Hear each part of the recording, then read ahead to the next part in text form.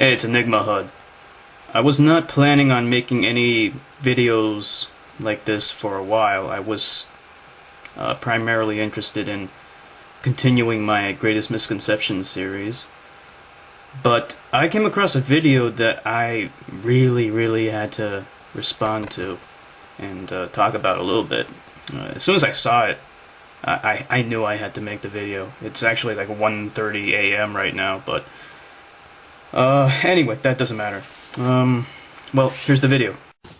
One of the only reasons why Asians in the Western Hemisphere have not organized is because we have hated our Asian image.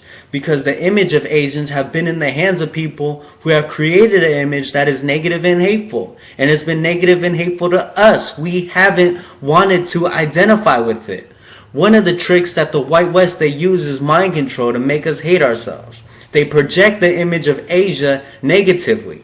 They project the image of Asians negatively. It's projected always in a negative picture, in a negative light.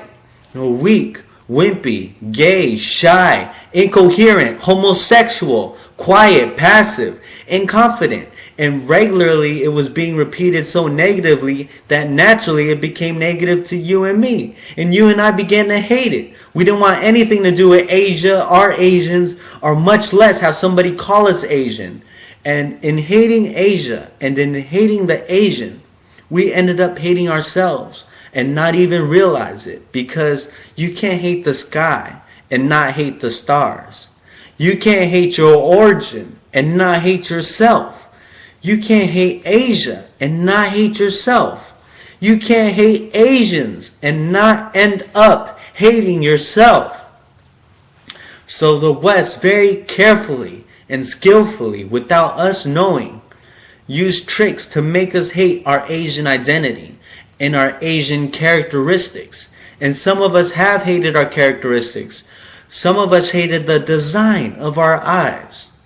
We hated the clean smoothness of our skin. We wanted to look like a caveman and have hair all over our face. We hated the brown in our eyes and the black in our hair. We hated the blood of Asia that was in our veins.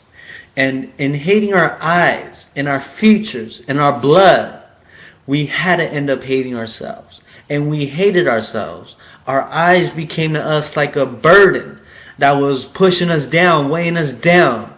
Our eyes became to us like a jail that would follow us and trap us, keep us confined, not let us go this way or that way. Does that speech sound kind of familiar to you? Because when I saw it, I immediately recognized it. Well, if you don't know what I'm talking about, just listen to this. Why should the black man in America concern himself, since we've been away from the African continent for 400 years, 300 or 400 years? Why should we concern ourselves? What impact does what happened to them have upon us? Number one, first you have to realize that up until 1959, Africa was dominated by the colonial powers, and by the colonial powers of Europe having complete control over Africa, they projected the image of Africa negatively. They projected Africa always in a negative light. Jungles, savages, cannibals, nothing civilized. And naturally it was so negative until it was negative to you and me. And you and I began to hate it. We didn't want anybody to tell us anything about Africa, and much less call us an African. And in hating Africa and hating the African, we ended up even hating ourselves without even realizing it. Because you can't hate the roots of a tree and not hate the tree. You can't hate your origin and not end up hating yourself. You can't hate Africa and not hate yourself. And you show me one of these people over here who have been thoroughly brainwashed, who has a negative attitude toward Africa, and I'll show you one that has a negative attitude toward himself. You can't have a negative attitude toward yourself, a positive attitude toward yourself, and a negative attitude toward Africa at the same time. To the same degree that your attitude, that your understanding of an attitude toward Africa becomes positive, you'll find that your understanding of and your attitude toward yourself will also become positive. And this is what the white man knows.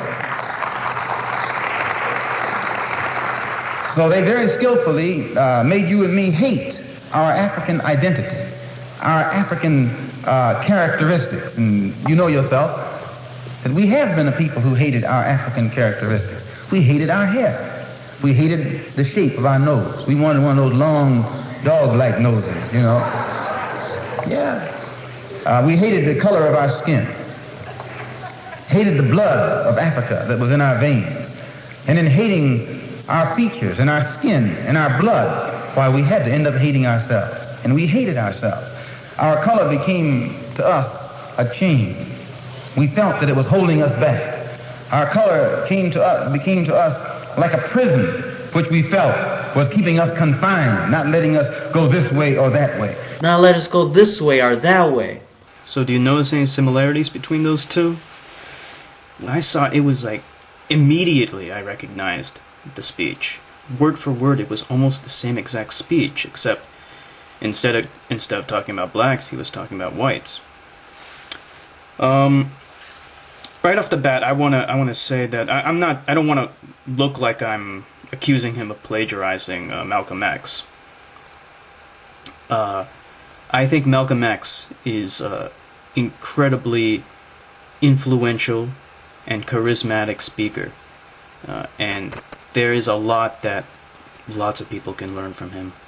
And to take inspiration from him and to use one of his speeches for your own cause, I think that's okay. Because the cause that this young man is fighting for, the rights for Asians and Asian whatever, that's okay. It's okay to be for your people, to want to fight for your people, and to take inspiration from a great man like Malcolm X is fine, because we can all learn from each other in different ways. And if he can learn from Malcolm X in that way, it just shows how influential this man was, Malcolm X, that so many years after his death, he's still impacting people, young people, to this day. Personally, I'm in favor for human rights. I'm in favor for the rights of all minorities, homosexuals, women's rights, the rights of Asians, South Asians, blacks, whites, everybody, you name it. So when I say I'm in favor for minority rights, obviously I'm also in favor for Asian rights as well. So I think what this guy did, he did a good job, and I encourage him to keep fighting for his beliefs, and maybe we can all learn from each other the same way that we learned from Malcolm X. Fight for what you believe in.